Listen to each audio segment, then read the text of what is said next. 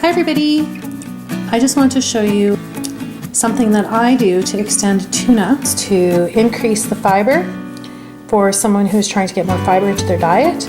Also for someone who's on a budget and wants to still have a decent source of protein for less money. So I've done a little comparison because what I do to extend the tuna is actually add navy beans into the mixture, and that's all. So I just use no-name navy beans, open up the can, rinse them off,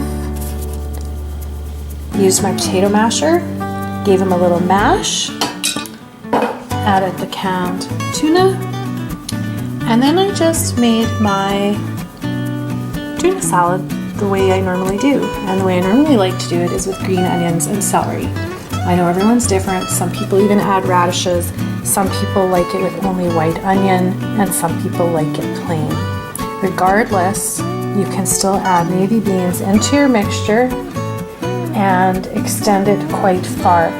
In this bowl here is one small can of tuna, and I've added quite a few navy beans into it, and it's going to make a lot more sandwiches. So honestly, if I had a family with a lot of school-age children, I think this would be very economical, because part of the comparison that I did was to compare the price.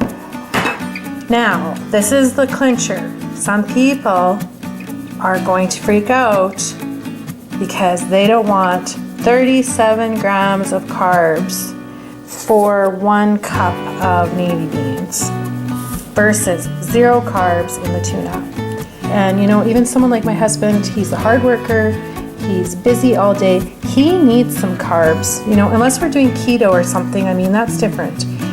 If you're doing keto, I guess you're going to want to go with this. But if you're just doing an everyday diet, following the Canadian Food Guide, just trying to find ways to save money, but perhaps increase your fiber and be healthy, I really like doing things like this. Also, once I mashed these navy beans, they're quite creamy. They make a creamy texture, and I didn't have to use hardly any mayo at all. So for people who don't want to use mayonnaise because they're trying to reduce their processed oils, I think this was an ideal situation, because you wouldn't even have to add mayo.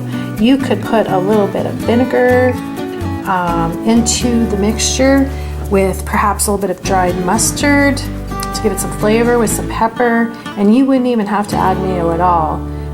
That's how creamy the beans get once you mash them. You can't even really taste the difference between these two tuna salads. And now I'm going to make some sandwiches for my family. So I just want to share, and I hope you like my ideas. And you can put in the comments whether you think that is good or not. Have a good night, everybody.